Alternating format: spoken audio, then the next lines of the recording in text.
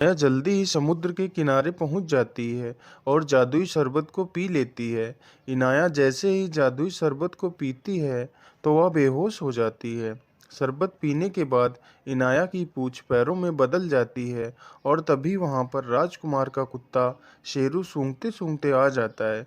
इनाया को बेहोशी की हालत में देखकर वह दौड़कर राजकुमार के पास जाता है और उसे इनाया के पास ले आता है। जब राजकुमार की नज़र इनाया पर पड़ती है तो वह इनाया की खूबसूरती को देखता ही रह जाता है।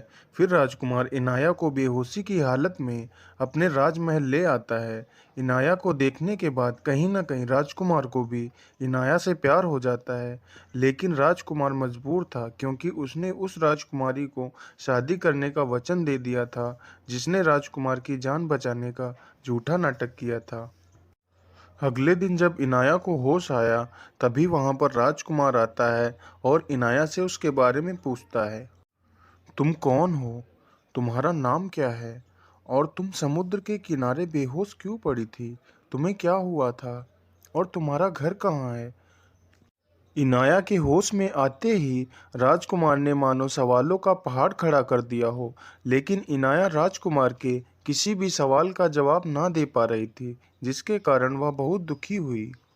इसके बाद इनाया को राजकुमार की शादी के बारे में पता चला कि राजकुमार की शादी उसी राजकुमारी से होने जा रही थी जो उस दिन राजकुमार को समुद्र के किनारे से लेकर आई थी। यह खबर सुनकर इनाया को और भी ज़्यादा दुख हुआ कि जिसके लिए उसने अपनी पूंछ खोई थी, अपनी आवाज़ खोई थी, अपना घर परिवार छोड़ा था, वह किसी और से शादी करने जा रहा था। यह सब सोचकर इनाया समुद्र के किनारे आकर रोने लगती है। तभी वहां पर राजकुमार आ जाता है। क्या हुआ? आप रो क्यों रही हो? इस पर इनाया कुछ भी नहीं बोल पाती है और बस रोती ही रहती है। उधर सम्पी यह सारी बातें सुनकर समुद्र के राजा और बाकी राजकुमारियों को बताता है। राजा ने शम्पी की बात सुनी तो वह तुरंत ही डायन की गुफा की तरफ चल देता है। बाकी जलपरियां भी पीछे पीछे चल देती हैं। डायन ने जब उन सभी को अपनी गुफा की ओर आते हुए देखा तो वह डर गई। अरे डायन, तूने मेरी बेटी के साथ क्या किया? तूने उसे जलपरी से इंसान क्यों बनाया? तुझे मेरा जरा सा भी खौफ नहीं हुआ? महाराज, मैंने तो इनाया को मना किया था कि वह ऐसा ना करे, लेकिन वह राजकुमार के प्रेम में पागल थी, इसलिए उसने मेरी एक ना सुनी। इनाया, तुमने ये क्या कर लिया? मैंने तुम्हें पहले ही बताया था कि इंसानों से दूर रहना, फिर भी तुमने मेरी एक न मानी। महाराज, आप दुखी मत होइए। आप इस डायन से यह पूछिए कि इनाया को वापस जलपरी कैसे बनाया जाए। डायन, क्या मेरी बेटी को इंसान से वापस जलपरी बनाने का कोई रास्ता है? हाँ महाराज, एक रास्ता है जो इनाया को वापस जलपरी बना सकता है। क्या रास्ता है? मुझे जल्दी बताओ। मुझे क्या करना होगा? महाराज, यहाँ से 200 किलोमीटर दूर एक कुंभा नामक गुफा है। उस गुफा में एक तालाब है। उस तालाब का जल अगर कोई लाकर इनाया को दे सके और उस जल को इनाया राजकुमार के ऊपर डाल दे, जिससे राजकुमार की मृत्यु हो जाएगी और इनाया वापस जलपरी बन जाएगी। डायन राजकुमार को इनाया के हाथों मरवाना चाहती थी ताकि इनाया राजकुमार की हत्या करने पर राजा उसे मृत्यु दंड दे दे, जिससे वह कभी भी आसमान की परी ना बन पाए और डायन की पाप की दुनिया कायम रहे।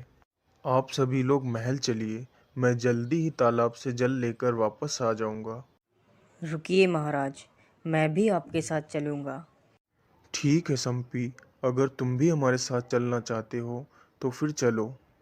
फिर वह दोनों चल देते हैं। चलते चलते वह दोनों गुफा के पास पहुंच जाते हैं।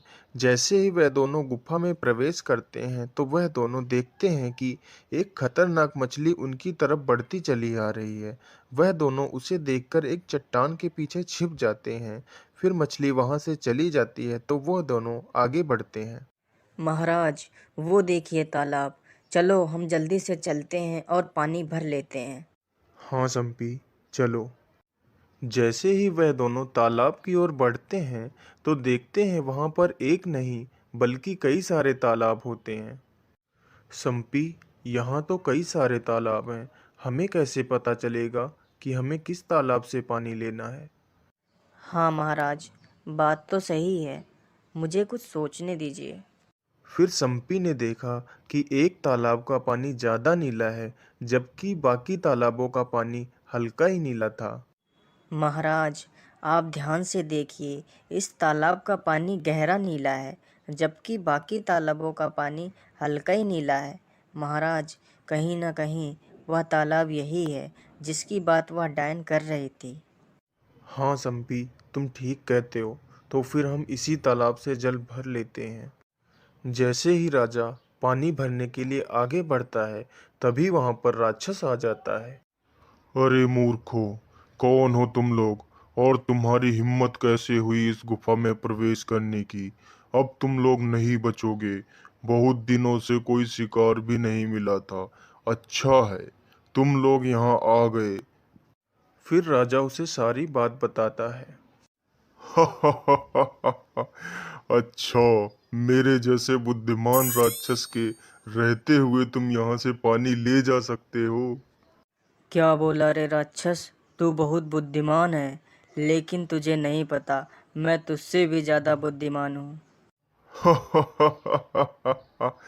क्या बोला रे मच्छर, तू मुझसे ज्यादा बुद्धिमान है? तू मुझसे ज्यादा बुद्धिमान है तो यह साबित कर सकता है? हाँ रे राक्षस, मैं साबित कर सकता हूँ, लेकिन मेरी एक शर्त है। अगर मैं शर्त जीतता हूँ तो तू मुझे यहाँ से पानी ले जाने देगा। ठीक है, मुझे तेरी शर्त मंजूर है। तो सुन राक्षस, मुझे मेरे इस सवाल का जवाब दे। अगर तूने मेरे इस सवाल का जवाब दे दिया तो मैं जान जाऊंगा कि तू मुझसे ज़्यादा बुद्धिमान है। ठीक है रे मच्छर, पूछ, तेरा क्या सवाल है? राक्षस, तू मुझे बस इतना बता दे कि दुनिया में सबसे पहले मुर्गी आई थी या मुर्गी का अंडा।